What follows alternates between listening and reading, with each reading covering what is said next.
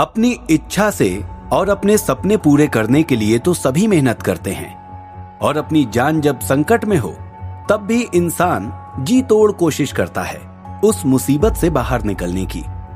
लेकिन महान वही कहलाते हैं जो दूसरों के लिए अपनी जान की बाजी लगा दें, जो दूसरों की जान बचाने के लिए खुद को संकट में डाल दें। जैसे अधीश इस समय सिर्फ अपने मित्रों को बचाने के लिए ये सब कर रहा था, वरना वो जान गया था कि सोमसेन को हराना इतना भी कठिन नहीं है। लेकिन सोमसेन भी अधीश की कमजोरी समझ चुका था। उसे पता था कि अपने मित्रों की जान बचाने के लिए अधीश कहीं से भी वे जड़ी बूटियां खोज कर लाएगा ही, वरना दूसरा रास्ता तो था ही। क्या थी वो दूसरी योजना जो सोमसेन ने बना रखी थी? क्या अधीश 1 महीने के भीतर लौट सकेगा, या अपने मित्रों की मौत का कारण बनने का कलंक उसे जीवन भर ढोना पड़ेगा? उधर विवाह के बाद मृगांक देवयानी को लेकर हेमनगर के पास वाले उसी महल में रहने चला गया था, जहां उसका सेवक मिनुकी देवयानी का अपहरण करके लाया था। देवयानी को मृगांक की पत्नी बनकर आया देख सेविकाएं मंद मंद मुस्कुरा रही थीं। तोता और मैना की जोड़ी देवयानी के कमरे में आकर बैठ गई। तोता बोला, देख रही, मैना कहता था कि यही हमारी स्वामिनी बनेगी। मैना चिढ़कर बोली, तुम क्या, सारा महल बल्कि सारा जंगल यही कहता था। ये सुनकर देवयानी लजा गई। उस समय जब उसका अपहरण करके यहां लाया गया था, तब तो वो यही बात सुनकर वो क्रोध से जलने लगी थी। समय भी कैसे कैसे खेल दिखाता है, देवयानी ने सोचा। देवयानी के दिन उस बियाबान जंगल में भी सुख से बीत रहे थे। उसका मन बहलाने के लिए महल में कई दास दासियां थे। फिर भी कभी परिवार की कमी उसे महसूस होती तो मृगांक का प्रेम उसे पूरा कर देता। अब तो देवयानी को ऐसा लगने लगा था जैसे वो हमेशा से इसी जंगल में रहती आई है और इन वनवासी लोगों, जानवरों और पंछियों के बीच ही पली बढ़ी है। मृगांक का उसके लिए स्नेह दिन पर दिन बढ़ता ही जा रहा था। फिर भी देवयानी को कभी कभी लगता था जैसे मृगांक उससे कुछ छिपा रहा है। खासतौर पर अधीश की बात आने पर एक दिन देवयानी ने उससे पूछ ही लिया, मृगांक, अधीश के बारे में कोई ऐसी बात है क्या जो आप मुझसे छिपा रहे हैं? वो ठीक तो है ना? अचानक से ये सवाल सुनकर मृगांक को समझ में ही नहीं आया कि क्या जवाब दे, और देवयानी से वो झूठ बोल नहीं पाता था। थोड़ी देर ना नुकर करने के बाद बोला, ऐसा कुछ नहीं है देवयानी, मैं बस उसके लिए चिंतित रहता हूं और थोड़ी ग्लानि भी महसूस होती है कि मेरी वजह से उसे सजा मिली। हालांकि ये बात मृगांक देवयानी की आंखों में आंखें डालकर नहीं बोल सका था। फिर भी देवयानी ने आगे कोई सवाल नहीं पूछा। वो समझ गई थी कि कोई तो मजबूरी है जो मृगांक उसे सच बोलना नहीं चाहता, और उसने बात वहीं खत्म कर दी। लेकिन उस दिन जब मृगांक को अचानक कहीं जाना था, तब उसे देवयानी को सब कुछ बताना ही पड़ा। सारी बात सुनकर देवयानी को झटका सा लगा। परेशान होकर वो बोली, इतनी बड़ी बात हो गई और आपने किसी को बताना जरूरी नहीं समझा? मुझे नहीं तो कम से कम पिताजी को तो बताना ही चाहिए था। मृगांक आज अपने आप को अपराधी महसूस कर रहा था, लेकिन उसने वही किया था जो उसे सही लगा। उसने देवयानी को समझाने की कोशिश की, लेकिन देवयानी का दिल नहीं मान रहा था। वो बोली, आप जैसे भी हो अधीश का पता लगाइए, वो कहां है, कैसा है। इसके बाद उसका गला भर आया और वो आगे कुछ बोल नहीं पाई। मृगांक ने उससे वादा किया कि वो जल्दी ही अधीश का पता लगाने की कोशिश करेगा। अधीश के मन में मृगांक का ही नाम गूंज रहा था। आज सिर्फ वही है जो उसकी मदद कर सकता है। मृगांक को इस बात की खबर मिल चुकी थी कि अधीश किसी न किसी मुसीबत में है, और इसीलिए वो महल से जल्दी में निकल पड़ा। अधीश और समीर एक और पूरा दिन चंपावती का रास्ता खोजते रहे, लेकिन फिर भी उन्हें कोई सफलता नहीं मिली। थक-हार कर वे दोनों सो गए। जब अगली सुबह अधीश की आंख खुली तो उसने अपने सामने मृगांक को खड़ा पाया। पहले तो उसे अपनी आंखों पर विश्वास ही नहीं हुआ। मृगांक, क्या ये सच में तुम हो, यह मैं कोई सपना देख रहा हूं? मृगांक मुस्कुराकर बोला, तुम सपना नहीं देख रहे हो, लेकिन मुझे खुशी है कि तुम किसी मुसीबत में नहीं हो। अधीश ने फिर मृगांक को पूरी कहानी कह सुनाई। मृगांक उसकी बात सुनकर बोला, चंपावती तो मैं तुम्हें ले चलूंगा, लेकिन जड़ी बूटियां तुम्हें खुद ही खोजनी होंगी। अधीश बोला, हाँ मैं खोज लूंगा, मुझे सभी जड़ी बूटियों की पहचान है। मृगांक कुछ सोचकर बोला, क्या तुम्हें पता है कि सोमसेन ने यह काम तुम्हें ही क्यों दिया? क्या वो खुद से जड़ी बूटियां नहीं खोज सकता था? या खरीद नहीं सकता था। ये बात एक बार अधीश के दिमाग में भी आई थी, लेकिन तब उसे लगा था कि शायद कोई मजबूरी होगी सोमसेन की। लेकिन अब मृगांक के प्रश्न ने उसके मन में एक बार फिर शक पैदा कर दिया।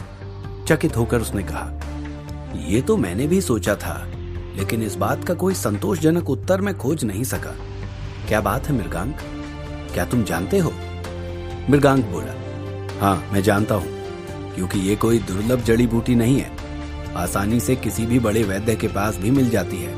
लेकिन इस औषधि की जो मुख्य जड़ी बूटी है इंद्रावती, जिसके नाम पर इस औषधि का नाम रखा गया है, उसे प्राप्त करना बहुत ही मुश्किल है। किसी साधारण व्यक्ति के वश की बात नहीं है इंद्रावती को खोजकर उसे प्राप्त कर लेना, और इसीलिए सोमसेन ने इस काम के लिए तुम्हें चुना है। अधीश की समझ में अब सारी बात आ गई थी। इसका मतलब है कमल का मुझ पर हमला करना भी एक नाटक ही था। अधीश का मन बेचैन हो उठा। यदि मेरी जरूरत थी तो साफ साफ कह देता, इतना छल कपट करने की क्या जरूरत थी? कमल तो निर्दोष था, उसकी जान चली गई। मेरे मित्र वहां मूर्ति बने हुए हैं, आचार्य कष्ट उठा रहे हैं। कहते कहते अधीश का गला भर आया। मृगांक ने उसे सांत्वना दी। सब तुम्हारी तरह नहीं सोचते मित्र।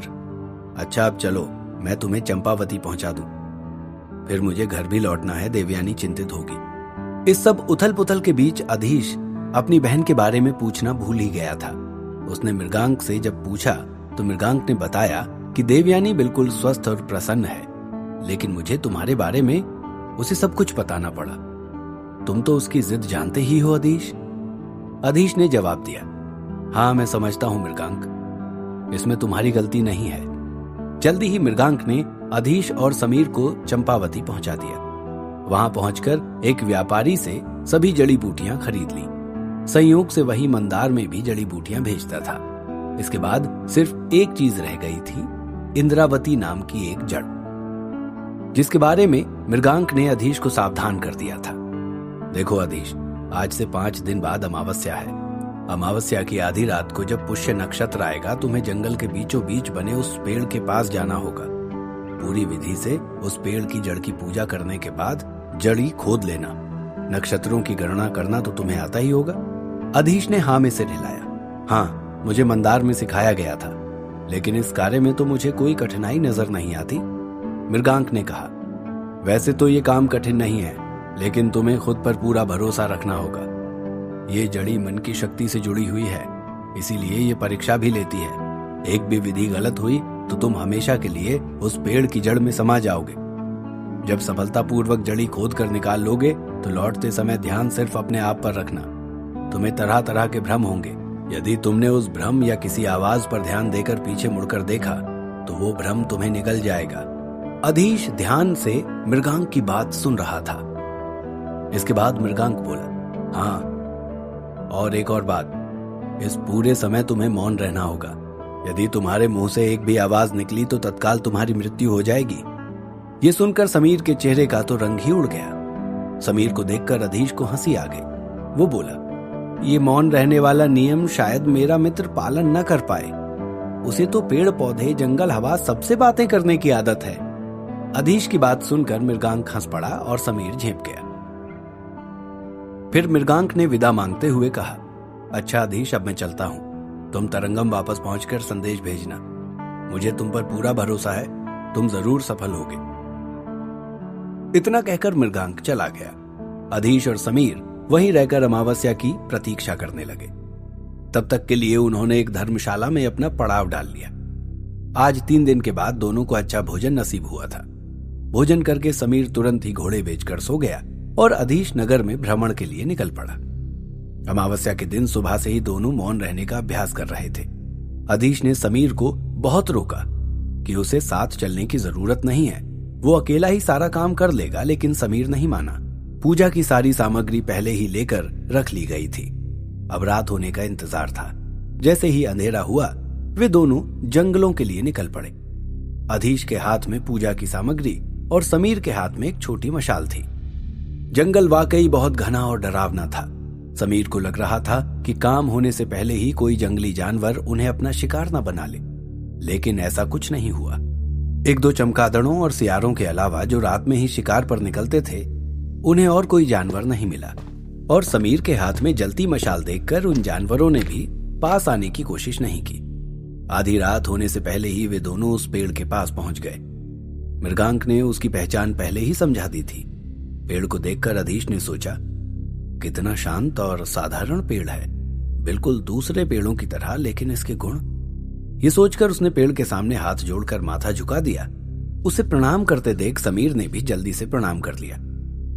इसके बाद अधीश आसमान में पुष्य नक्षत्र के उदय होने का इंतजार करने लगा। समीर मशाल लेकर इधर उधर देखने लगा और थोड़ी आग जलाने के लिए सूखी लकड़ियां इकट्ठी करने लगा।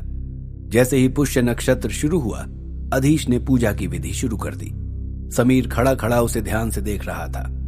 अधीश ने समीर को इशारे से पूछा, तेल की शीशी कहाँ है? सरसों के तेल की शीशी कहीं टूट न जाए और सारी सामग्री बर्बाद न हो जाए, इस विचार से समीर ने अलग रख दी थी और आते समय वो उसे लाना भूल गया था। समीर ने इशारा किया कि वो लाना भूल गया। अधीश परेशान हो उठा। अब क्या किया जाए? यदि विधि पूरी नहीं हुई तो जड़ नहीं मिलेगी और जड़ी नहीं मिली तो? उसकी आंखों से विवशता के आंसू निकल पड़े। तभी समीर को एक उपाय सूझा। थोड़ी दूरी पर वो आग तो पहले ही जला चुका था। मशाल के डंडे में सरसों का तेल उसने खुद भरा था और उसी में बत्ती का कपड़ा लिपटा हुआ था, लेकिन इस समय तक वो अत्यधिक गर्म हो चुका था। लेकिन समीर ने बिना सोचे मशाल बुझा दी। अधीश चौंक कर उसकी ओर देखने लगा, लेकिन दूर जलती आग की धीमी रोशनी में उसे कुछ साफ दिखाई नहीं दिया। समीर ने कपड़े को एक हाथ से निचोड़कर खौलता हुआ तेल निकालकर अपने दूसरे हाथ की अंजलि में भर लिया। अधीश ने जल्दी से वो तेल पेड़ की जड़ में डाला। पूजा की विधि पूरी होते ही जड़ी ऊपर उभर आई और अधीश ने उसे निकालकर अपनी कमर में बांध लिया। समीर ने मशाल फिर से जला ली थी। जल्दी ही वे दोनों पेड़ को प्रणाम कर अपनी राह पर लौट पड़े। लेकिन पहला कदम उठाते ही अधीश को लगा कि जैसे उसके पैरों में बहुत से सांप लिपटे हुए हैं। उसने साथ चल रहे समीर की ओर देखा। समीर का चेहरा भय से काला पड़ गया था। तभी उन दोनों को बहुत ही अजीब और डरावनी आवाजें सुनाई देने लगी। समीर भय से थर-थर कांप रहा था। अधीश की हालत भी कुछ अच्छी नहीं थी। आज तक कई युद्ध लड़े, लेकिन उसे कभी डर नहीं लगा। लेकिन आज का माहौल ही अजीब था। समीर के कांपते हाथों से मशाल छूटकर नीचे गिर पड़ी। ऐसा लग रहा था जैसे वो एक कदम भी आगे नहीं बढ़ पा रहा है। अधीश ने कसकर उसका हाथ पकड़ लिया और एक कदम आगे बढ़ाया। तभी उसे लगा कि एक विषैला कोबरा उसके सामने फन फैलाए खड़ा है और उसके पैरों में डस रहा है। उसने खुद को हिम्मत बंधाई और मृगांक की बात याद की। वो खुद से कह रहा था कि बस कुछ देर की बात है, ये सब भ्रम है, मुझे घबराना नहीं है। ये सोचकर उसने एक और कदम आगे बढ़ाया कि दोनों ने देखा कि उनके चारों ओर भयानक आग लग गई है। सारा जंगल धू धू कर जल उठा है। ये देखकर समीर के माथे पर पसीना छलछला आया और अगले ही क्षण वो बेहोश होकर नीचे गिर पड़ा। ये देखकर अधीश को भी होश न रहा और वो पूरी ताकत से चीख पड़ा, समीर! लेकिन मृगांक ने तो कुछ भी बोलने से मना किया था। क्या अब विधि अधूरी रह जाएगी और वे दोनों हमेशा के लिए उसी जंगल में समा जाएंगे, या जंगल की आग उन दोनों को निगल जाएगी? जानने के लिए सुनते रहिए द मैजिशियंस सीक्रेट, सिर्फ और सिर्फ पॉकेट FM पर।